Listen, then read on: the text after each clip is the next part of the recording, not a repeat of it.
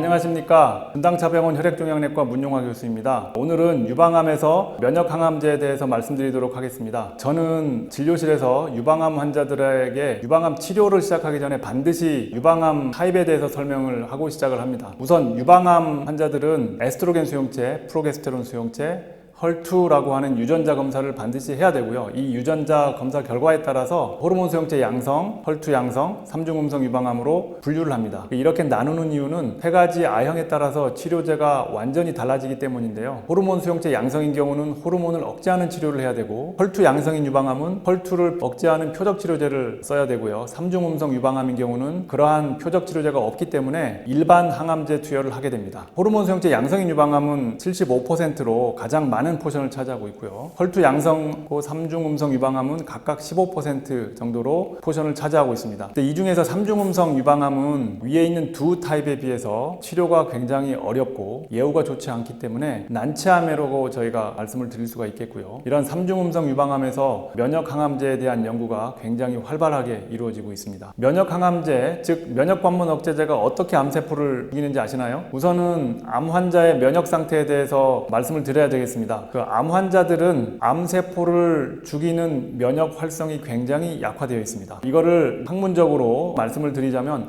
암세포와 T면역세포 간에 PD-L1, PD-1 수용체와 리간드의 결합이 발생하게 되고요. T면역세포가 이러한 결합 때문에 기능이 굉장히 약화하게 됩니다. 그래서 T면역세포가 암세포를 공격할 수 없게 되고 암세포가 퍼져나가게 되는 것입니다. 이게 일반적인 암 환자의 면역 상태인 것입니다. 하지만 이러한 암 환자에서 면역관문 억제제, 즉 키트루다, 옵디보, 티센트릭 이러한 약제들을 투여하게 되면 PD-1, PD-L1 결합이 딱 여기에 막히게 되고요. T면역세포가 다시 활성화되고 이러한 활성화된 T면역세포가 암세포를 죽이게 되고 암을 치료하게 되는 것입니다. 굉장히 스마트한 방법인데요. 다시 말해서 적을 공격함에 있어서 적을 다이렉트하게 공격하는 게 아니고 호위병을 통해서 적을 공격하도록 만드는 것인데요. 그러면 자기 몸을 다치지 않게 되는 것이고 면역항암제에 의해서 부작용이 그만큼 적다라는 뜻입니다. 면역항암제 중에 티센트릭에 대해서 먼저 말씀을 드리겠는데 티센트릭이 삼중음성 유방암에서 첫 포문을 열었다고 말씀을 드릴 수가 있겠습니다. 삼중음성 유방암의 1차 치료제로 티센트릭 임상시험을 수행했는데요. 여기 그래프를 보시면 세로축이 항암제의 유효성을 평가하는 지표가 되는 무진행 생존율을 나타냅니다. 여기 보시면 파란색으로 되어 있는 게 바이오마커 양성인 티센트릭 치료군이고요. 또 빨간색 실선으로 되어 있는 게 바이오마커 양성이면서 표준 치료를 한 치료군이 되겠습니다. 두 그래프를 비교해 보시면 파란색이 더 위에 있죠. 그 말은 바이오마커가 양성일 때 티센트릭을 추가했더니 표준 치료보다 더 성적이 좋다. 정확히 말씀드리면 2개월 정도 무진행 생존 기간이 향상된다라는 말씀입니다.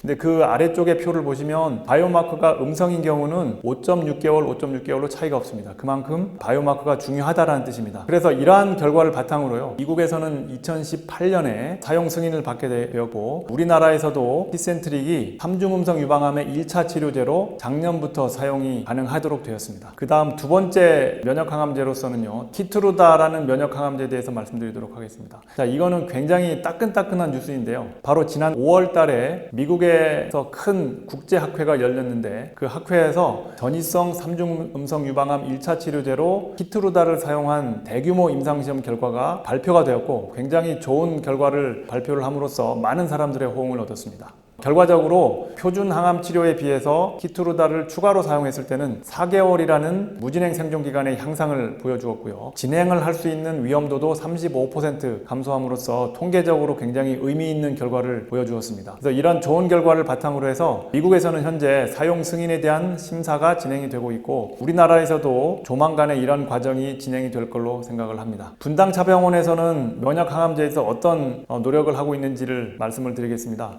자, 우선 삼중음성 유방암에 대해서 말씀을 드리겠습니다. 삼중음성 유방암 환자들은 여러분 아시다시피 굉장히 시간이 얼마 없습니다. 하지만 제가 말씀드린 바와 같이 이런 대규모 임상시험에서 면역항암제들이 효능을 입증을 하였고 큰 국제학회에서 결과들을 발표했음에도 불구하고 효과 있는 면역항암제가 삼중음성 유방암 환자한테 직접 적용이 되기까지는 몇 개월 또는 1년까지 걸릴 수도 있겠습니다. 그래서 분당차병원에서는 이거 시간과의 싸움이다라는 생각을 하고 있고요. 이러한 효과 있는 면역항암제가 정식으로 허가가 되기 전에라도 사전 승인 신청 제도를 통해서 하루라도 빨리 이 3중음성 유방암 환자들에게 필요한 면역항암제를 투여할 수 있도록 최선의 노력을 하고 있습니다. 두 번째는 호르몬 수용체 양성 유방암에 대해서 말씀을 드리겠습니다. 호르몬 수용체 양성 유방암은요, 과학자들이 생각하기에 면역항암제가 별로 효과가 없는 암이다 라고 생각을 하고 있기 때문에 사실은 연구도 별로 많이 진행되지 않았습니다. 하지만 돌연변이 수가 많은 환자들이 면역항암제가 효과가 좋을 것이다 라는 어떤 과학적인 근거와 가설을 바탕으로 해서 분당차병원에서는 이러한 호르몬 수용체 양성인 변이성 유방암 환자들을 대상으로 해서 돌연변이 수 바이오마커를 기준으로 환자 선정을 하고 면역항암제를 투여하는 임상시험 디자인을 전 세계 최초로 했고요. 이런 임상시험을 국내에서 주도하고 있습니다. 말씀드린 바와 같이 분당차병원에서는 이런 최신 임상시험 결과를 바탕으로 해서 유방암 환자들에게 최선의 치료를 제공하기 위해서 노력을 하고 있습니다. 임상시험 또는 바이오마커에 대해서 조금 더 알아보고자 하시는 분들은